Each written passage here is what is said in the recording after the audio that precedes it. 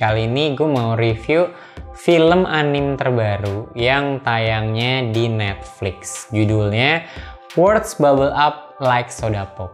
Judulnya nih menarik ya, panjang gitu, nggak kayak satu atau dua kata doang, tapi banyak kata. Jadi emang judulnya ini dari haiku, puisi khas Jepang gitulah. Ceritanya sendiri ada laki-laki pemalu namanya Cherry.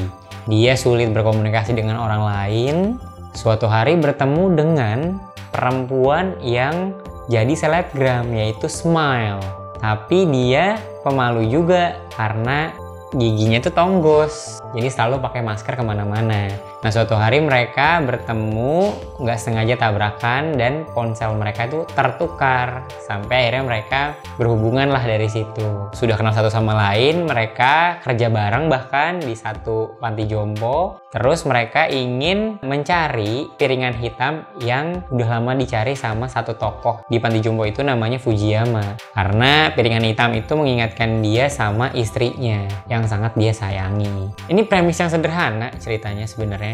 Mungkin kayak ada cowok sama cewek saling berhubungan. Tapi menariknya karena di sini hubungan antara laki-laki dan perempuannya ini, Cherry dan Smile itu dihubungkan sama kakek Fujiyama dengan pencarian piringan hitamnya itu. Nah, perjalanan itu yang menarik menurut gue. Dan ending itu bener-bener wow banget sih, terasa banget gitu. Kayak momen romansnya dapet, musim panasnya dapet, festivalnya dapet, dan lagunya enak banget. Di sini kayak emang film-film anime kebanyakan kali ya, film teen romance, tapi dengan bumbu-bumbu yang menarik menurut gue, yaitu ada sisi modernnya dari media sosialnya, nama-nama bahasa Inggris juga yang muncul di sini, terus juga ada mall di sini gitu. Itu kan modern banget ya, tapi digabungkan dengan unsur tradisional juga. Jadi ada festival yang emang sudah diselenggarakan bertahun-tahun dengan pakaian khas Jepangnya, kimono gitu, dan itu tetap ada di sini. Terutama bagian khasnya itu haiku yang disuka sama si Cherry. Cherry itu berkomunikasi dengan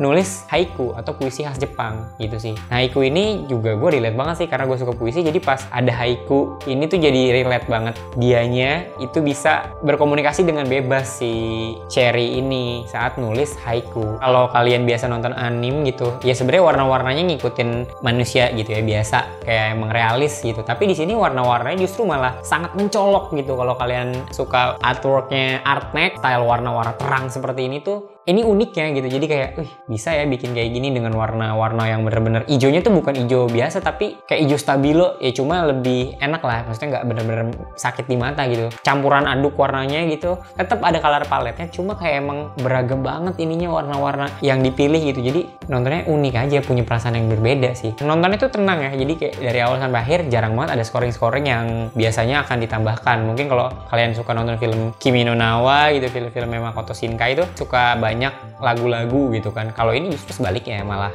banyak moment of silence ya. Jadi nontonnya tenang emang. Ya lo harus sabar lah. Lagunya enak sih menurut gue, lagunya di sini scoringnya tuh tipis-tipis, tapi nanti ada terakhir bagian ending itu ada lagu yang ya pop aja, suara pop ringan. Kalau kalian sekarang tuh lagu-lagu Stay With Me, nah serupa lah gitu. Tapi bukan city pop ya, ini kayak emang daerah perdesaan, tapi pop yang santai, mengalun, balad pop gitu, enak lah di sini.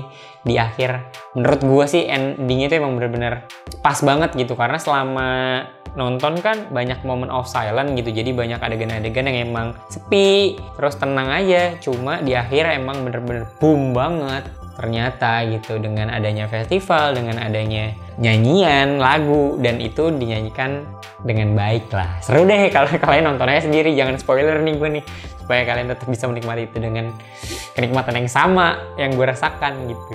Sebenarnya karakternya si Smile itu kan dia selebgram yang suka update, suka live gitu. Dia giginya kan tonggos, ditutupin pakai masker. Nah, menurut gue secara nggak langsung ini juga ngajarin kita ya, di tengah pandemi gini kita pakai masker juga gitu. Ya walaupun bukan karena tonggos, tapi untuk kesehatan, dan itu penting menurut gue. Jadi kayak di sini pakai masker itu jadi hal yang coba digambarkan lah gitu di anime ini, di film ini. Awalnya gue kira cewek sama cowok ini gimana bersatu, ternyata menuju pertengahan sampai akhir, oh mereka ini harus mencari sesuatu, yaitu piringan hitam yang hilang. Akhirnya mereka bisa bareng-bareng. Nah, itu yang lumayan shifting sih itu, si premisnya, dan itu menarik juga dan berhasil menurut gue untuk jadi cerita yang utuh dan bagus. Kurangnya nih ya, kalau menurut gue kurangnya tuh ada bagian montase ketika Cherry sama Smiley udah kenal, terus di situ lumayan banyak tuh kayak mempersingkat proses perkenalan mereka gitu, dan itu sayang aja sih menurut gue. Kayaknya proses itu jadi hal yang menarik juga, sedikit demi sedikit mereka kenal dan tumbuh cinta gitu di antara mereka. Itunya kan di skip, jadi kayak sayang aja sih.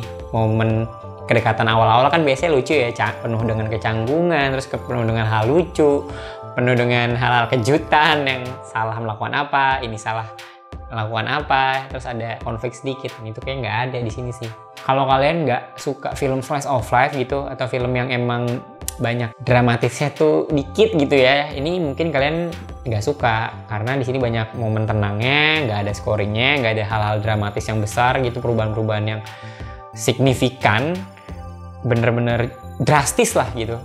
Ya kalian akan bosen pastinya, jadi harus sabar emang nonton ini. Ya kalau nonton minggu pagi santai atau malam gitu, kalian lagi tenang nonton, enak banget sih menurut gue. Ketika Cherry dan Smile itu sama-sama di ruang makan, sama-sama makan malam dengan keluarganya masing-masing, terus kayak digabung gitu antara di rumahnya Cherry dan di rumahnya Smile, karena kan di situ mulai pertama kali berhubungan tuh, dan itu kayak seru aja gitu, di cuttingnya enak, terus juga digabungin antara satu sama lain, terus cara ngobrolnya, dan itu deket aja gitu, pengenalan antara dua keluarga, terus kayak saling mulai mengenal. Itu oke banget sih treatmentnya. Juga adegan menuju akhir, yaitu si Beaver, temennya si Cherry sama Tough Boy ini bikin graffiti gitu di sepanjang jalan, nulis graffiti, ya tulisannya bunga gitu. Jadi si bunga ini mengingatkan kan si Cherry, oh iya soal ini nih gitu.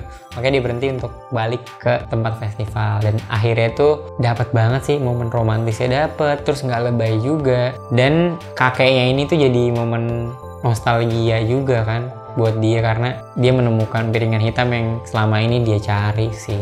Ya karena ngomongin cinta sejati ya di sini, jadi kayak itu dijadikan akhir tuh emang oke banget sih. Untuk skor ya, skor buat gue sih 7,5, karena emang gue menikmati banget ceritanya, gambarnya juga unik, terus juga lagunya enak, pop yang nyaman di telinga, dan kekurangannya ya sedikit sih, tapi masih bisa dinikmati dengan nyaman. Segitu aja paling. Oke, terima kasih. Jangan lupa subscribe, nyalakan notifikasinya, follow Instagram Sincrypt, Instagram gue juga boleh.